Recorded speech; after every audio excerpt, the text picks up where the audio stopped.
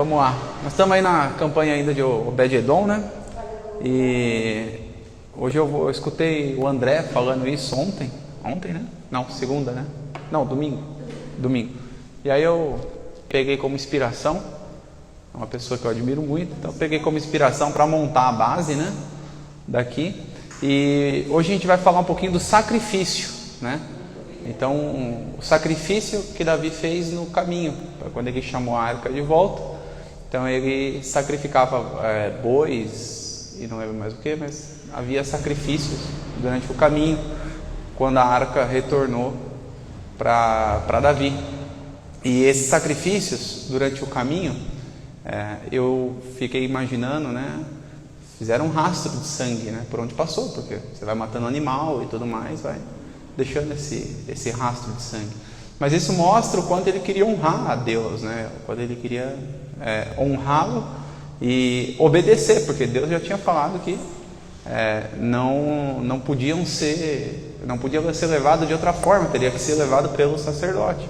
E Davi, ele buscou um atalho, e o atalho que ele buscou foi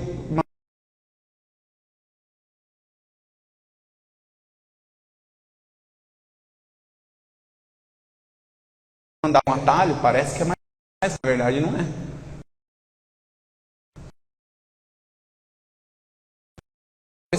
Foi o grande ensinamento que eu tive.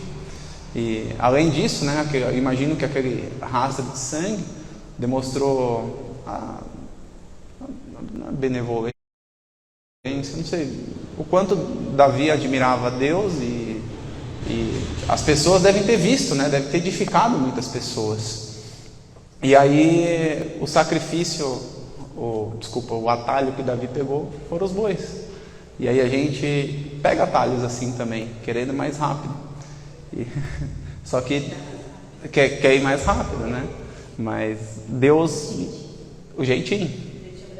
Só que Deus tinha falado já para ele, né? Que teria que ser os sacerdotes a levar a arca e tudo mais. E isso aí pegou muito em mim, porque eu sou um cara que tenho muita pressa. Não sei se vocês perceberam, mas eu tenho muita pressa em tudo. E aí eu fiquei pensando e imaginando por quê, né? Como saber quando a gente está pegando um atalho e como saber quando a gente não está pegando um atalho, e sim um caminho mais rápido, porque não é porque a palavra de hoje é referente aos atalhos que a gente não vai ter que pegar sempre o caminho mais longo, não, a gente pode pegar o caminho mais curto. Mas quando que a gente identifica, né? E eu cheguei numa conclusão: a gente precisa ter um manual de instrução. Se a gente não se atentar ao manual de instrução, a gente não vai saber se o caminho é um atalho ou se é o caminho mais rápido. E a gente precisa se atentar. Davi, ele ignorou, ele tinha a instrução de que era para seguir pelos sacerdotes. Foi construir um carro e mandou via carros. Acabou caindo, os bois tropeçaram, depois Uzá morreu e tudo mais. E aí eu entendi que precisa de um manual de instrução. E como que eu descobri que precisava de um manual de instrução? Eu fui montar uma mesa, eu fui montar ela ontem ou anteontem. Desembalei a mesa, peguei o manual de instrução, só peguei a folha assim e vi que tinha passo 1, passo 2. Eu falei assim, eu não preciso ler isso, eu vou direto. Aí eu fui olhar, eu falei, bom, já que tem só 2 passos, deixa eu olhar. Quando eu bati o olho, eu falei assim, eu comecei pelo passo 2. A primeira pergunta que eu fiz foi, será que eu consigo fazer o passo 1 depois de fazer o passo 2? Eu acho que não dá. Alguém perdeu tempo para fazer um manual. Por que eu vou querer ir contra essa pessoa? Aí eu falei, quer saber? Desmontei o que eu tinha feito, peguei o passo 1 e fiz o passo 1. Depois que eu fiz o passo 1, eu fiz o passo 2. A mesa ficou montadinha. Demorei uma meia hora para fazer essa montagem dessa mesa. Talvez até um pouco mais. Como eu estava bem entretido, né? Como vocês puderam acompanhar aqui talvez até um pouquinho mais, uma meia hora, 40 minutos. Aí eu tinha a segunda mesa. Na segunda mesa eu demorei 10 minutos para montar. Então foi muito mais rápido. Por quê? Porque eu segui o manual. Eu não quis pegar um atalho. Quando eu peguei o atalho e quis montar sozinho, eu montei muito rápido o passo 2. Mas precisava do passo 1. E aí quando eu resolvi fazer do jeito certo, eu demorei um pouquinho mais do que o atalho. Só que eu montei certo. Não adianta. você precisa saber usar o passo a passo, usar um manual. E aí a gente tem o manual nosso, que é a Bíblia, e a gente tem um Deus vivo que fala no nosso coração. Então a gente precisa saber qual é o caminho e entender, porque tem caminho que é rápido, não é para você pegar o caminho mais longo, dá para você pegar o caminho mais curto, desde que esteja no manual. Você precisa ler o manual. Sem o manual, o atalho vai cair. E toda vez que a gente cai, parece que é uma porta fechada, né? Só que portas fechadas, elas também são milagres. E a gente não entende. Então tem coisas que não é para a gente acessar. Tem coisas que não é para nós. Porém, tem coisas que a gente vai tentar acessar, vai cair, e é para aprender com o erro. Então a gente precisa ter a maturidade de aprender com os nossos erros. Então, eu até quando eu aprendi isso, eu já repliquei aqui algumas vezes. Erre muito. Nunca nas mesmas coisas. Erra muito, significa que você está tentando bastante, só que nunca nas mesmas coisas, porque você errar uma vez e aprender depois com o erro é sabedoria, só que se insistir no erro já é burrice. Então a gente precisa ter esse senso de tentar muito, errar e quando errar aprender. Por que eu estou falando isso? Essa semana eu estava um pouco triste e cabisbaixo até. A minha esposa veio tentar me ajudar. Não, por que você está assim? Ânimo, não sei o quê. Porque eu falhei na primeira parte dos meus objetivos, né? Então eu tinha colocado um objetivo muito alto e eu falhei. E aí eu estava um pouco triste. Ela tentou vir me animar. E talvez agora eu estou te explicando até um pouco melhor, né? Porque a gente não teve tanta oportunidade, mas ela estava tentando me animar. E eu estava triste porque eu errei em algumas coisas. E não porque eu coloquei o objetivo muito alto. Quando eu coloquei o objetivo muito alto, isso é bom, me instigou, né, a ser melhor. Só que o que eu consegui atingir, já é melhor do meu passado. Do meu próprio passado já foi melhor. Então, a primeira etapa é: eu só me comparei comigo mesmo. Então eu me comparei comigo do passado, que é aquilo que eu falo para vocês. Vocês não podem se comparar com outra pessoa. Se eu fosse me comparar com outra pessoa, eu ia ficar muito mais triste. Então eu só me comparei com os meus próprios resultados. Então eu vi que houve um avanço. Porém, o que me deixou triste foi: eu tinha os recursos necessários, eu tinha as habilidades necessárias para concluir aquela etapa 100%. E eu não concluí. Por quê? Porque eu falhei. Então aquela tristeza vinha de mim. Porque se eu não tivesse os recursos necessários para conseguir concluir, tudo bem, seria um grande feito, mas eu tinha os recursos. Eu tinha inteligência e eu sabia o que eu estava fazendo. Porém, eu não fui medindo. Eu fui medindo, e conforme eu fui medindo, eu já sabia que eu não ia alcançar naquele dia. Então, eu já sabia que ia dar errado. Só que, como eu sabia que ia dar errado, eu aprendi e eu tentei mudar tudo que eu estava fazendo para tentar outros resultados. Porém, como é algo novo, eu nunca vivi isso, o que eu tentei mudar não deu o resultado esperado.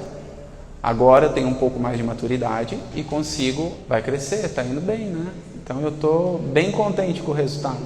Mas o que eu estava falando era exatamente que se aplica aqui no canal, porque eu só me comparo comigo mesmo. Então eu só me comparei o meu crescimento comigo mesmo. Então de 60 para 100 teve um aumento, 40%. 100 é muito pouco ainda, claro que é, mas para mim, estou muito feliz. Estou muito feliz. Estou no caminho certo, né? Estou no caminho certo. Então isso já me traz alegria. E aí a questão da meta, eu fiquei contente, porém eu fiquei descontente. Fiquei contente pelo resultado atingido, que já foi melhor daquilo que eu já fiz no passado, porém eu fiquei descontente porque eu tinha as ferramentas necessárias para avançar e não avancei por erro próprio. Então eu fiquei chateado, fiquei um dia chateado. Porém, a gente tem que saber transformar isso em combustível. No dia seguinte eu levantei, peguei toda essa chateação, transformei em combustível e vou tentar de um modo diferente. A gente tem que tentar de modos diferentes. Então a gente erra, mas nunca na mesma coisa. E a vitória, ela ensina muito, a derrota ensina muito mais do que a vitória, né? Então a gente aprende muito mais nas derrotas. Por mais que foi um resultado bacana, legal, comparado com o meu passado, eu considerei como uma derrota. Por quê? Porque eu tenho condição de avançar. Eu ainda tenho condição de avançar. Então eu considerei uma derrota para que eu aprenda. Porque se eu comemorar aquele feito, eu não vou aprender tudo que eu tenho que aprender. Então a porta fechada, ela é um milagre também. Ela tem muito a te ensinar. E muito mais do que a porta aberta. Porque a porta aberta a gente negligencia muita coisa.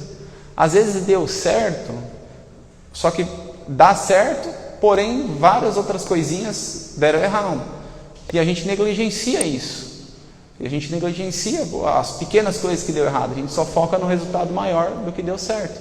Então, na derrota, a gente faz um filtro melhor, né? Naquilo que a gente acha que é derrota, a gente filtra melhor tudo para poder aprender, melhorar e poder avançar. E na nossa vida, não importa quantas vezes você cai. O jogo da vida é quantas vezes você se levanta. Então, é exatamente isso. Erre muito, nunca nas mesmas coisas. Cada derrota, cada erro é uma queda. Mas não importa quantas vezes você vai cair, importa quantas vezes você vai se levantar. Então você precisa ter essa força de se levantar sempre, essa resiliência. Quem quer, alcança. Eu aprendi isso. Quem quer dar um jeito, só que com sabedoria. Aprendendo com os erros. Senão você vai errar sempre na mesma coisa. Não vai avançar. Tem uma frase, pelo menos a internet atribuiu a Thomas Edison, eu acredito que seja. Não sei se a história é verdade ou não. Mas perguntaram para ele tentou 1000 vezes fazer a lâmpada.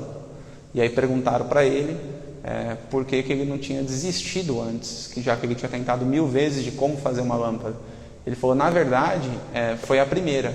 As outras 999 eu aprendi como não fazer.